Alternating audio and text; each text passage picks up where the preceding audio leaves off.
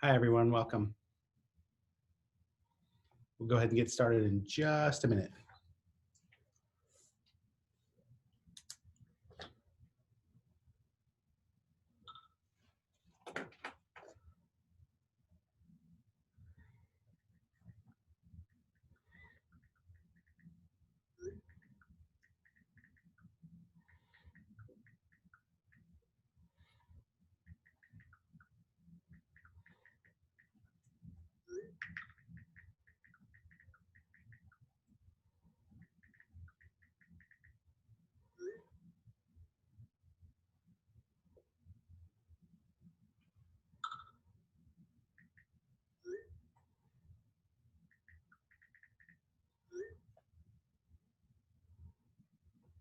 You ready?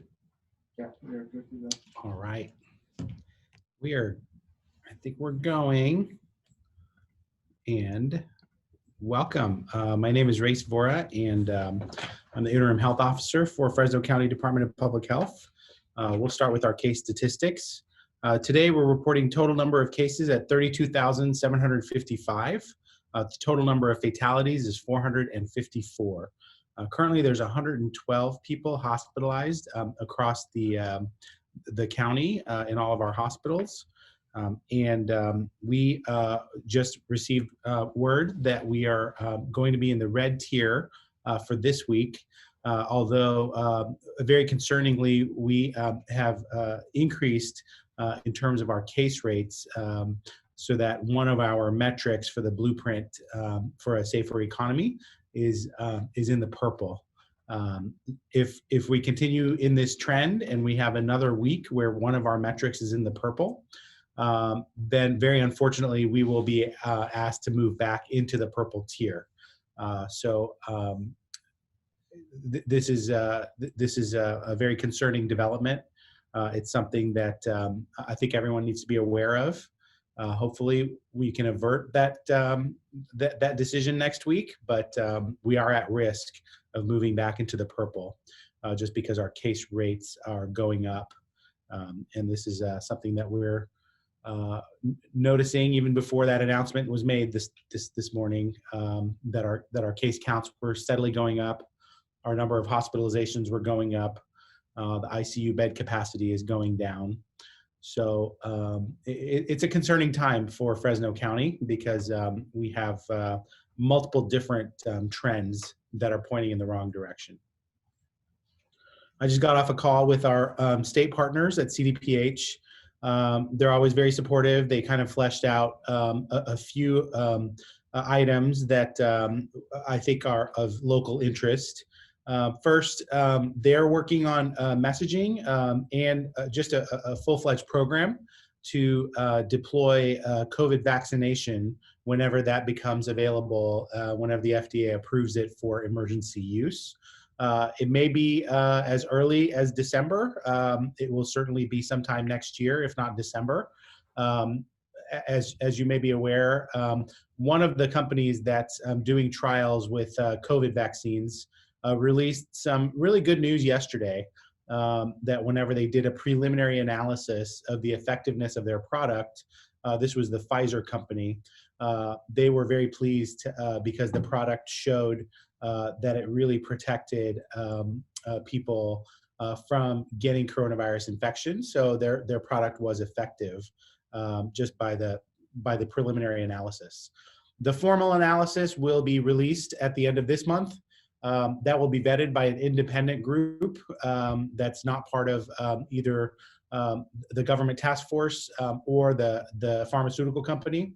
And then it will be vetted again here in California by our state scientific committee before the CDPH feels comfortable, deploying this vaccine for local administration.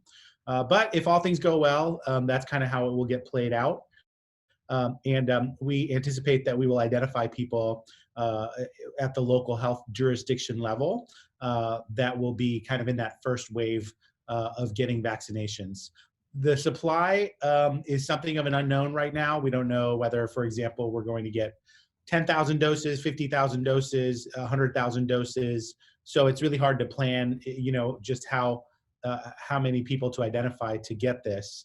But the local convention, the general conventional wisdom is that people that are at high risk of mortality, such as the frail and the elderly and those with comorbidities, and those at high risk uh, of passing it on to many other people, such as those in healthcare, public service, first responders. Those are the groups of people that will probably be eligible to receive that first wave of vaccination. Again, we don't have anything written down like a list of inclusion or exclusion criteria, but that seems to make sense that these are the contours that are being drawn about who's going to be eligible for that first deployment of vaccination.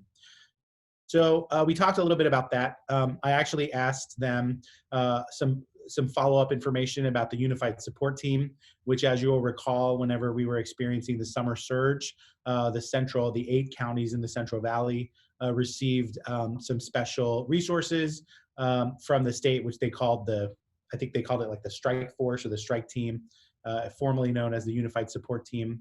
They're actually going to release a summary of that project because I know that was a request that some of our media partners had about how those funds were spent and how those resources were, where they ultimately went.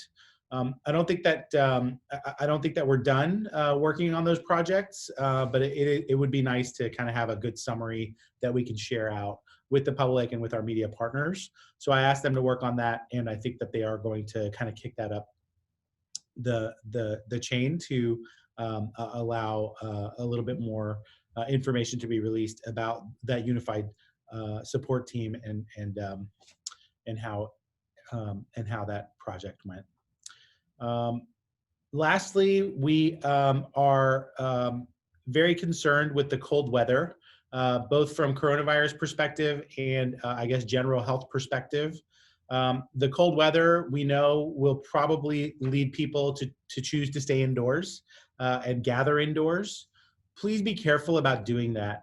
Anytime you leave your household, you're taking a risk because we have these increasing numbers and case positivity rates in our county. And so it's entirely possible that whenever you interact with people outside of your household, whether that's at a restaurant, a gym, a place of worship, any other social gathering, you may be putting yourself at risk. You may be putting other people at risk if you have asymptomatic infection with coronavirus. That doesn't go away just because we get tired of hearing these messages, just because we're experiencing what they're calling pandemic fatigue. We really need to figure out a way to develop pandemic stamina and really just be very on guard at all times because this coronavirus is spreading at even increased numbers than we've seen in the last few weeks. And so just please be mindful that the cold weather, even though it's forcing some of us to do more things indoors, that's where this coronavirus really gets spread. So try to do things outdoors if you at all can, despite the cold weather, or just choose to stay home and do things remotely. The second thing that I want to message about is something that I see all the time as a toxicologist, which is carbon monoxide poisoning. So this is a time when people really start firing up their fireplaces, really heating their homes. Unfortunately, some people may have devices like generators. Sometimes they even use barbecue grills and bring those indoors to keep their house warm. Those are not advised because those will generate carbon monoxide. So please be very careful as you're heating your home, especially if you're using unconventional ways to do that with open fire or some other ways to heat your home. That this is a way that people do get poisoned from carbon monoxide.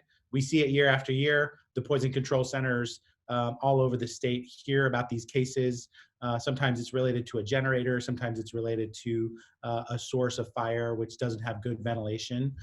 As you remember, or may have heard before, carbon monoxide is itself odorless, and many people don't recognize that they have carbon monoxide that they're inhaling until they get really bad symptoms, which can range anywhere from a flu-like illness and headaches to, because it cuts off your oxygen supply, people can get heart attacks and strokes and end organ damage and eventually death. So we see these tragic cases all the time, not always related to house fires, sometimes just related to heating your home and trying to stay warm. And so this is a perfect time to message about that and make sure that people have good, safe ways that they can stay warm so that they don't get poisoned with carbon monoxide. We're continuing to get more resources and have more conversations related to testing. So again, we're in a good position to be doing more testing. The state's median is now 270 tests per 100,000 population every day. And we didn't really meet that median. We're still at around 236. The reason that that's important is that we actually get penalized if we don't get to the median. And so we actually got penalized this week with our case rate. Our actual case rate was 7.9, but it got adjusted up to 8.3. Both of them are still in the purple zone. So we would have gone into the purple for that metric regardless. However, just to keep in mind, please get yourself tested. Get your loved ones tested if you have any symptoms.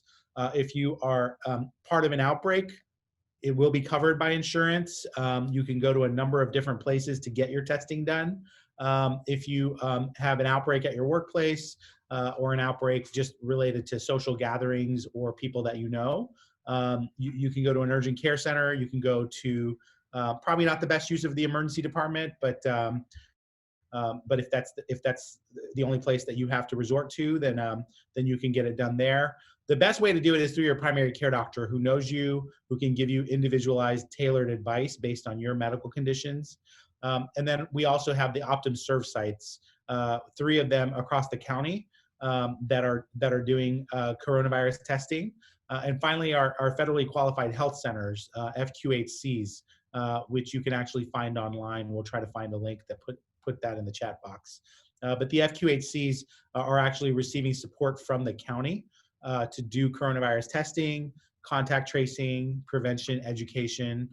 So you can link up with them and get tested, and also just establish a relationship as a new patient if you need a primary care doctor.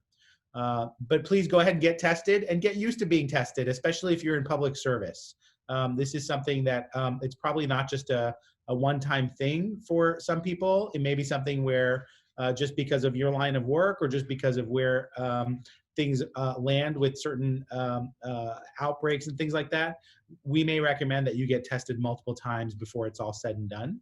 But once you do it once, usually it's easier to get rescheduled to do it a second time or a third time, just because all of that information is already on file. And then it's just, it's a very small additional effort to get tested again. Okay, I think those are all the announcements that I have. Is there anybody that is waiting to speak up or? Okay. Yeah, we do have our PIO Letty on with us today. Hi Letty, how's it going? And we're happy to take questions from our media partners. Hi, Dr. Vora, it's Jocelyn. I just wanted to ask you about the hospitalizations. Obviously, Governor Newsom has talked about the increase of hospitalizations and ICU admissions throughout the state. Looking at the page, it looks like Fresno County, and like you mentioned, hospitalizations are going up a bit. Do you expect that trend line to continue upwards?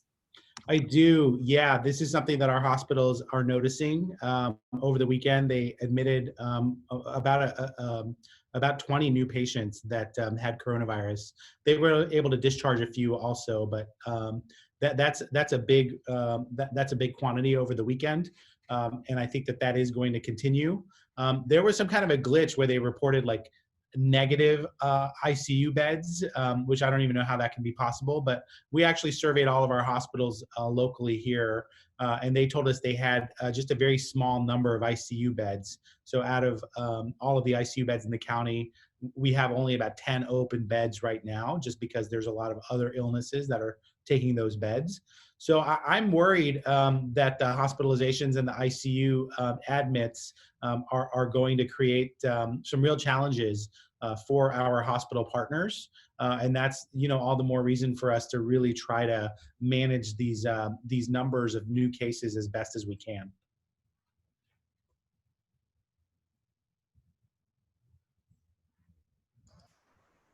Dr. Bower, it's Tad Weber at the B.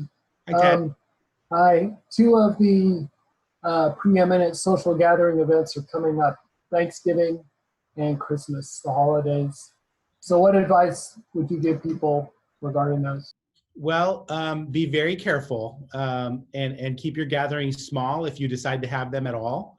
Honestly, speaking very frankly, I think we're going to have a purple Thanksgiving. I think we'll be in the purple zone of the blueprint by the time Thanksgiving holiday time comes around. It's too early to tell how Christmas will look, but we know that when multiple households get together, that's a perfect storm, especially while you're eating, because you're not wearing a mask. You're probably gathering in close quarters. Most people's houses aren't set up to really space people out once they get more than just a couple of households in there. So these are all really challenging factors that we have to think very hard about this Thanksgiving. So I know we love to gather during those times. They're very festive occasions. They're very joyful occasions. But this year, Thanksgiving is going to really pose a lot of risks for a lot of people. So think hard about your relatives, especially the elderly and the frail relatives that you might be endangering, and really try to plan as best as you can. And if that means canceling, then that's okay too. Try to find a way to express your joy and your gratitude online. But if you are going to gather, the state's gathering guidance states that no more than 3 households should come together at once. And if you are going to come together, keep it at about 2 hours or less, just to minimize the number of chances for viral transmission to occur. So keep it short, keep it small, keep it not so intimate, spread out, and hopefully those will be good strategies for us to try to minimize the number of new infections that we generate over the Thanksgiving holiday. Hi, Dr. Vora. This is Natalie with Hi, Channel Natalie. 30. Hi. Hey, so I was wanting to see if you can at all say anything. I know Mayor-elect Jerry Dyer came out today saying he had COVID. The Board of Supervisors had a positive case as well. Is there anything that you can say about those cases or because of HIPAA violations? I mean, just maybe just reaction to those cases, how those maybe could have been avoided? I think we were surprised when we heard about this cluster of cases. It's something that my department has been working with all of the individuals involved. We've actually offered testing and been able to do testing for some of the staff that were involved.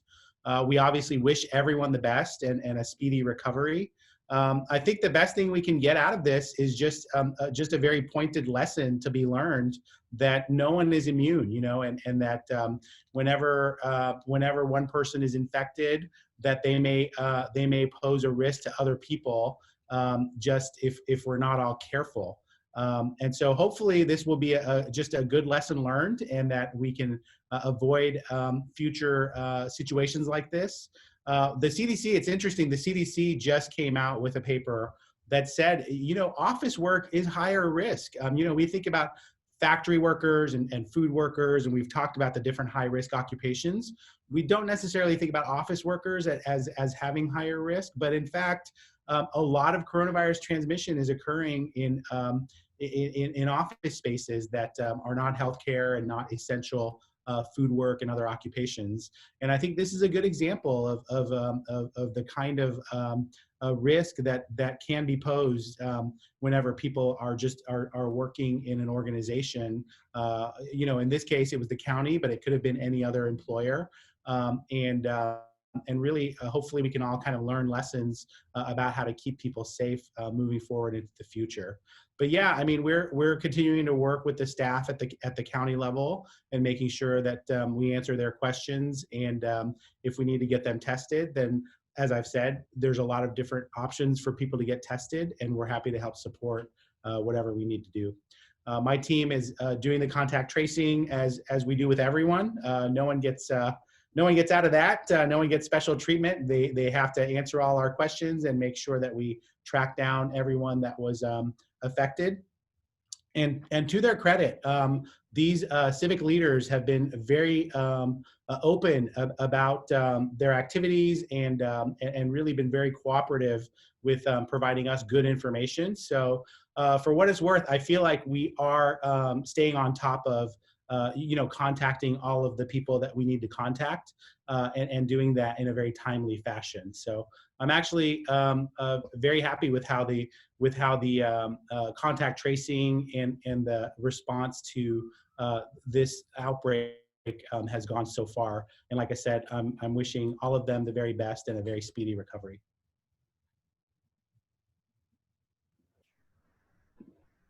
Hi, Dr. Vora. This is Anna with Cal Matters. Hi, Anna. I wanted to follow up on what you said about vaccines. I wonder if you can talk about what exactly is or will be the county's role in the distribution of vaccines once they do become available. How is Fresno County preparing for that? I mean, are you guys responsible for identifying like the ultra cold storage spaces for the vaccine? So if you can just talk about what's happening right now, how is Fresno preparing right now? Yeah, well, that's a great question. Thanks, Anna. So as you know, the vaccine will be developed by and distributed by manufacturers, whether that's Pfizer or other vaccine manufacturers as they come online.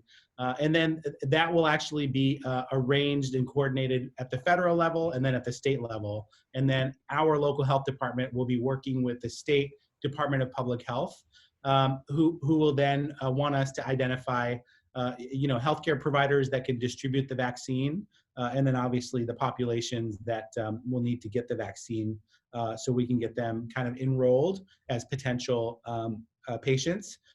As you know, with this vaccine, unlike the flu vaccine, you have to have 2 shots. And so you get your first vaccine and then you get a booster a couple months later. And that's kind of how this vaccine is designed. So we will need to track those patients a little bit more closely than perhaps we do with influenza. But nonetheless, we feel like our influenza experience is giving us a lot of good lessons about how we can do this efficiently and safely, especially in light of bringing a bunch of people together and making sure that we don't have kind of a mob scene, et cetera. So we do have that paradigm to work off of. The question that you asked about cold storage is an excellent one. And I asked the state that same question in the last hour. They basically have told us that, at least for the Pfizer product, that this will need to be kept really, really ultra cold, like in a freezer that's like -80 degrees. Not a lot of those freezers exist. So we are actually in the process of pursuing storage capacity to keep things ultra cold. In the meantime, we will also be using like dry ice in order to make sure that that vaccine stays as cold as it needs to in all of the different places that it goes. So one major difference between this vaccine, the COVID vaccine, and the flu vaccine is that the flu vaccine doesn't need to be kept ultra cold. So this coronavirus vaccine presents like an extra challenge that we are going to have to meet in order to make sure that it's viable by the time that it gets given to patients. If you didn't get in on buying Pfizer stock, then I guess buy stock in dry ice, because that's going to be a very hot commodity as these vaccines are being deployed all over the state of California and the country, and this cold chain will need to be maintained. I'm sure you're going to hear more about it just at the national level about how we can maintain this cold chain and ultimately keep this vaccine as viable as it needs to in all the different ways that it gets distributed. The hospitals have stepped up. They've filled out surveys. They definitely want to be partners with us. And so I imagine that the hospitals will also kind of build storage, build capacity, be able to vaccinate their own workers, and also provide that vaccine for the high-risk patients.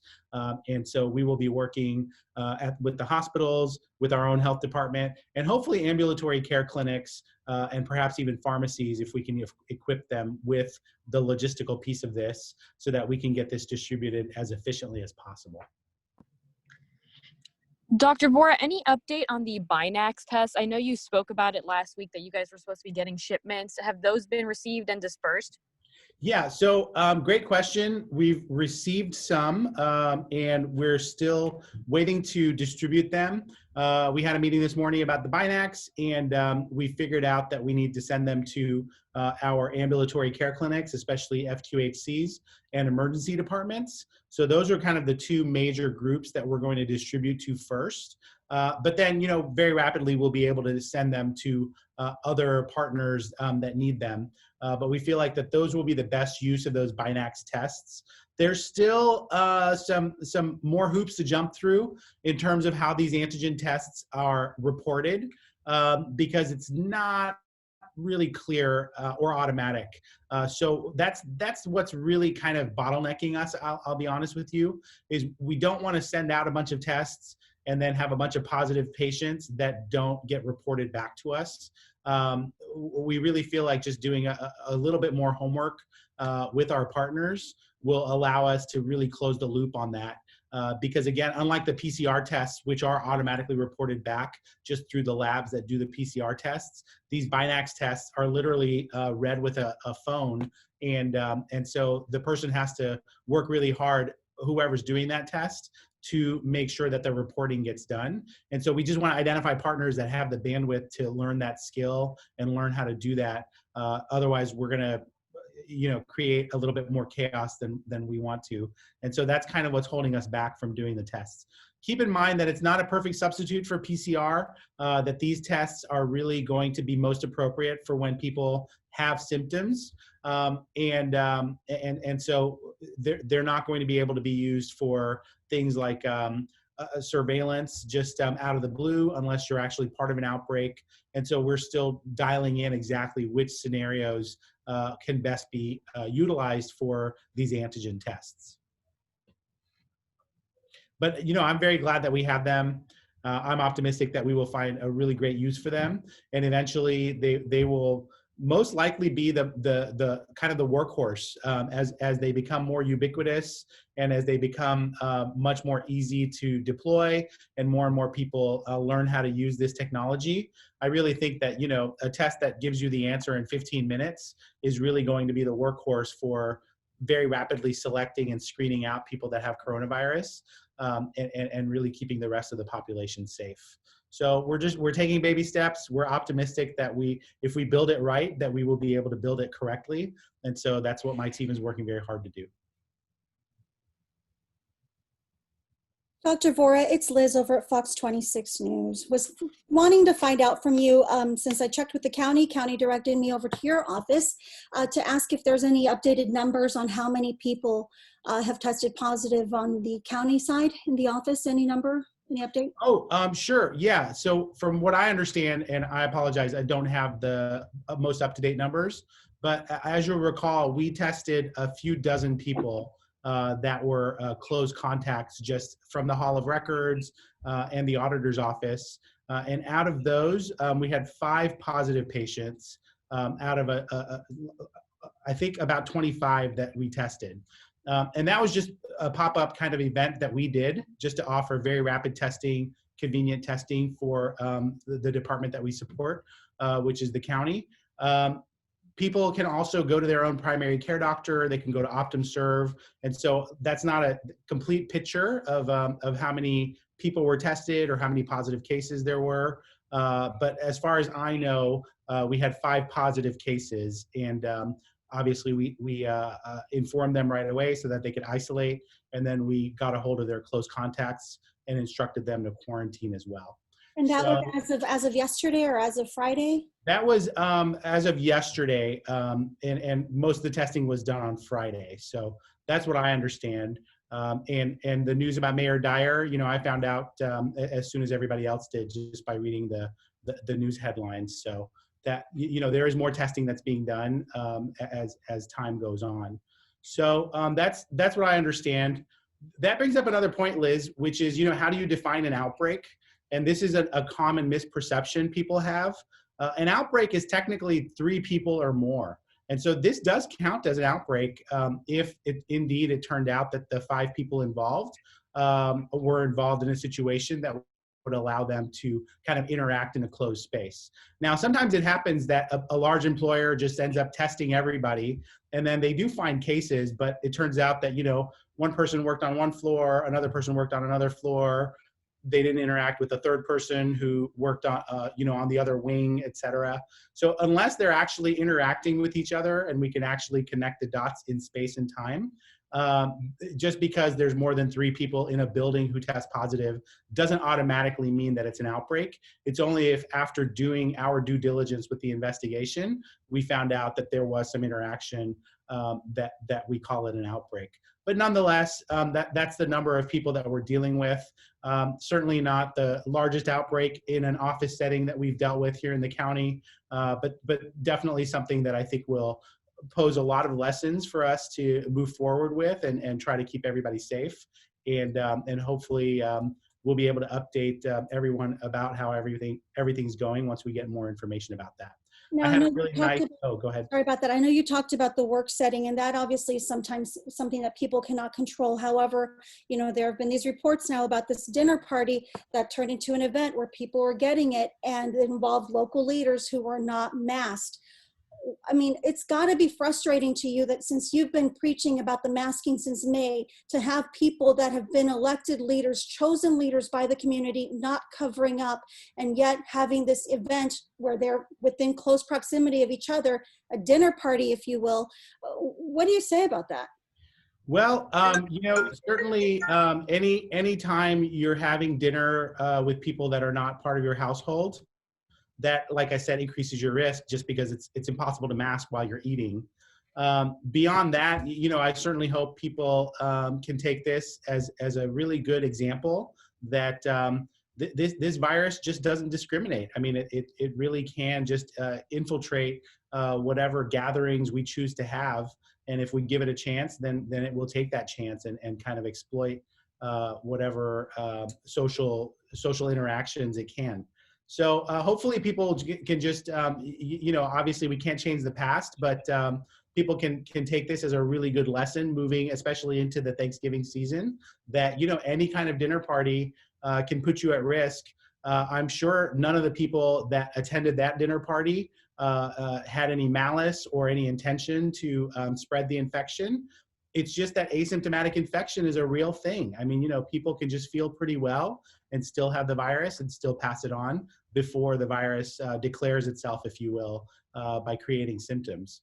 It's something that we've seen over and over and over again. This is certainly not the first time. I think, certainly it's a little surprising whenever it's prominent civic leaders that are involved, but it could have happened to anyone. And I certainly hope that everyone in the county really sees this as an opportunity to learn. Thank you. Thank you. Laura, this is Alex Hall from KQED Public Radio. I just wanted to clarify, you said that out of the 25 people tested at the Hall of Records, were those staff that were tested specifically because they may have been exposed to Supervisor Brandow? And if so, I understand that there was at least one city council member at this dinner gathering. So are you planning to also test city officials? Well, great question. The first question, I really don't know if they were directly exposed to Supervisor Brandow. We just offered the testing and we said, if people wanted to go ahead and get tested, that we would be more than happy to help them get tested. with the caveat, and we've said this many times at this point, that the testing doesn't take the place of quarantine. So there's just a few people that just needed to quarantine, and then I think the Hall of Records and the administrators there just decided that, you know, for out of an abundance of caution, they were going to quarantine a larger number of people, even though they technically didn't need to quarantine because they technically weren't close contacts.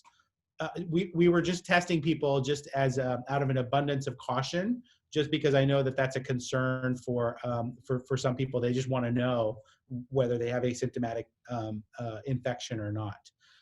So that's to answer your first question. Your second question about the city council, again, I haven't directly had any conversations with the city council administration about what their needs are. But they're more than welcome to, you know, contact us if they do need help with testing. I'll be honest with you, they actually have a great mechanism to get tested through the UCSF Fresno COVID Equity Project, which is you know, directly related to support that the city provided for our most vulnerable populations and for just getting more testing done. And actually that happens every single day over at the Firm Clinic. It's a fantastic project. So that's actually where we end up referring a lot of people that we just need to get tested if they aren't candidates for like the Opt and Serve site, for example. There's a lot of different options for how to get tested. Every single person that has coronavirus or is a close contact of someone that has coronavirus is going to be contacted by my team here at the county, because it's really weird task with doing the contact tracing.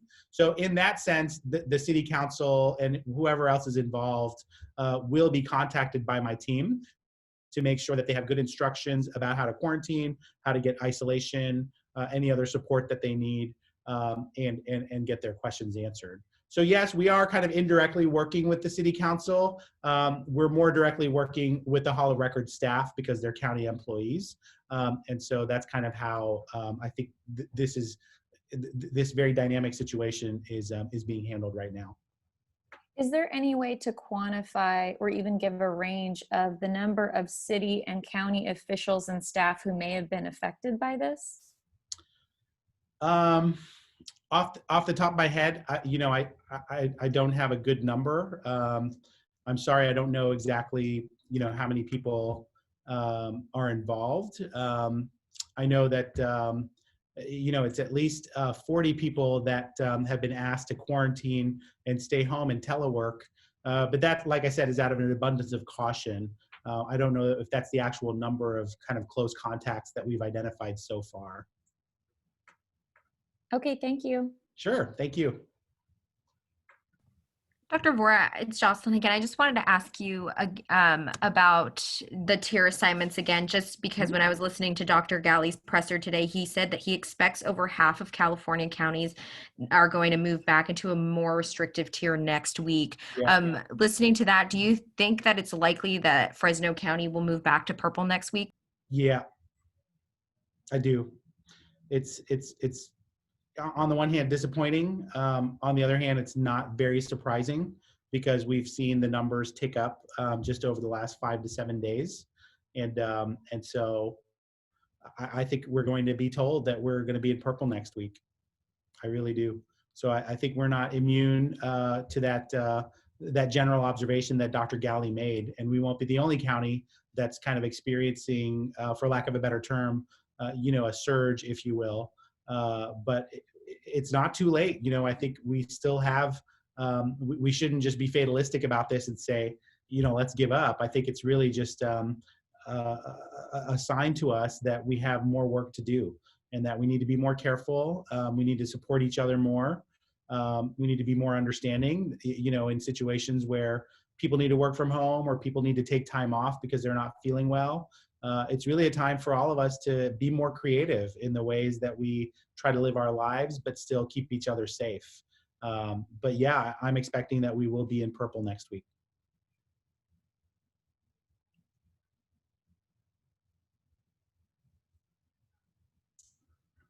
Dr. Vore, this is Jim. Good afternoon. Hi, Jim.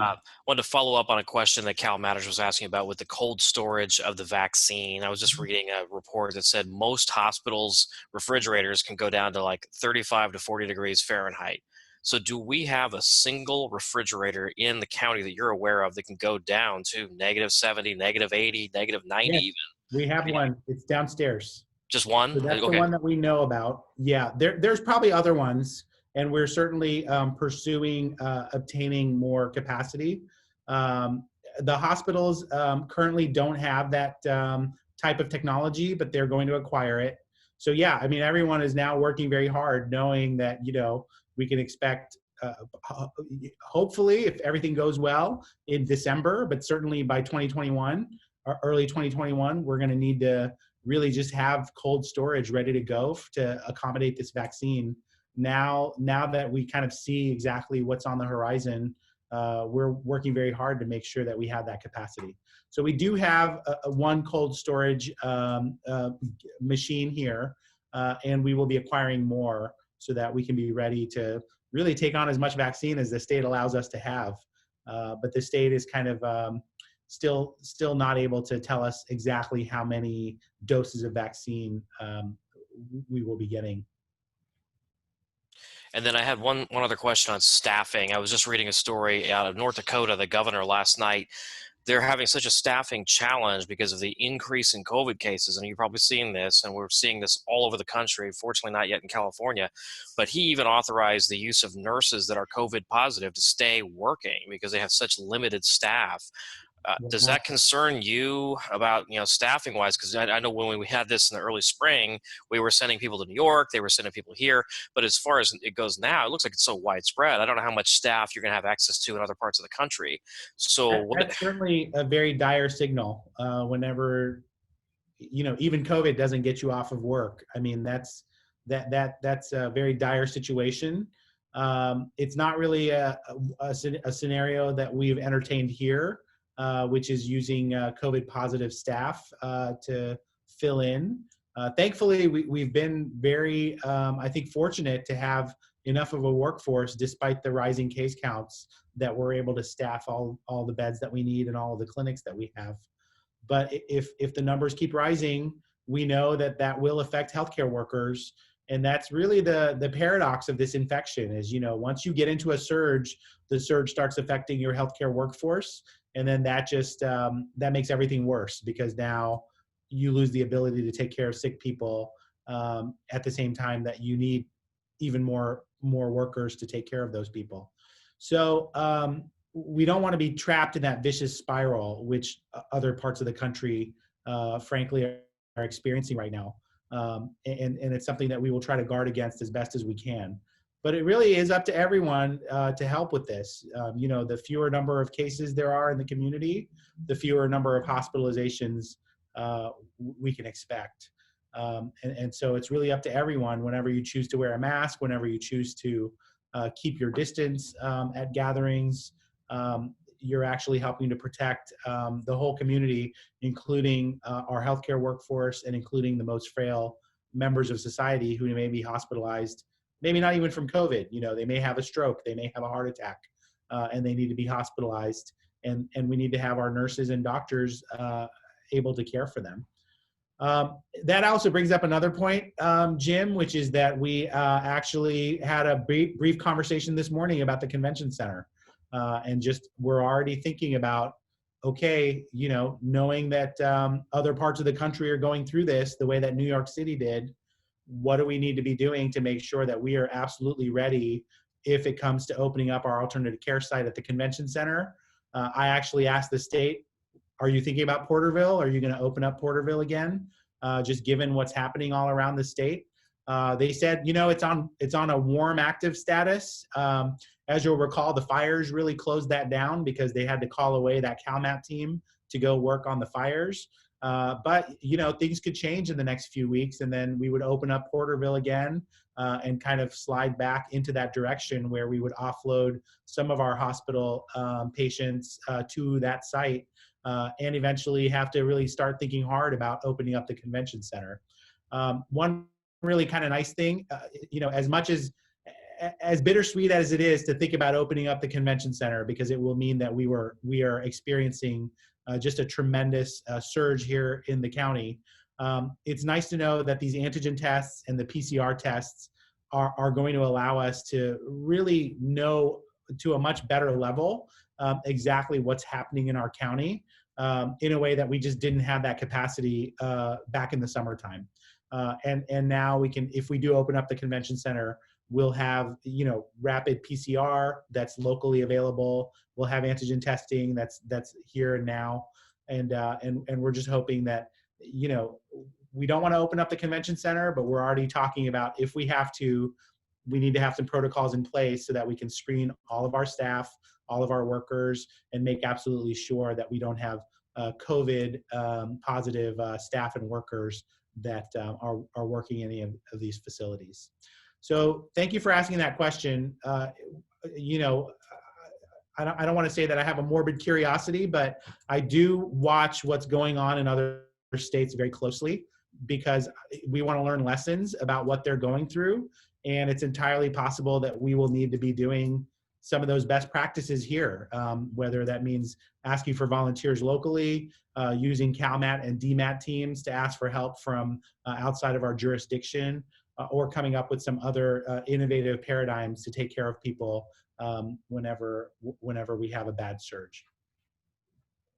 The status of the convention center, real quick, since you brought it up, does it still have beds inside, or were those beds removed? Yeah, or no, it's just ready to go, right? It's totally set up. If you've been there, it looks very similar.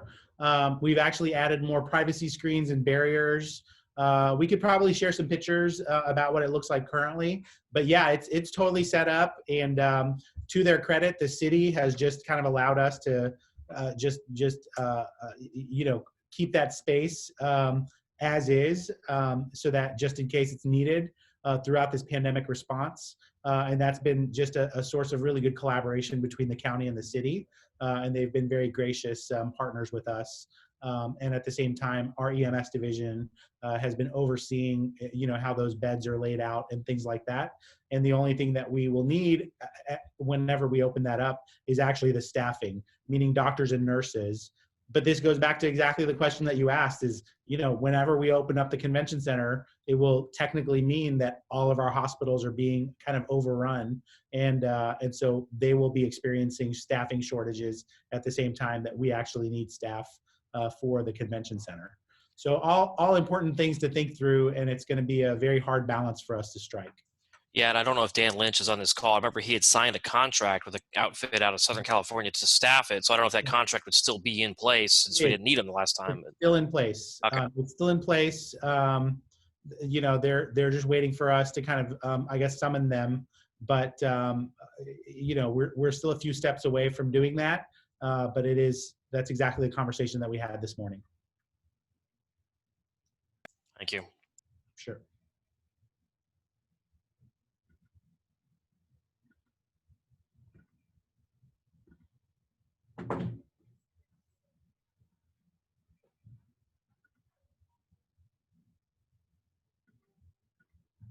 All right. Well, if there's no other questions, I think we'll adjourn for today, and we'll plan to meet again on Friday afternoon and give everybody more updates about the Department of Public Health and our coronavirus response.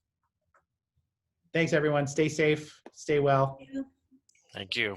Take care.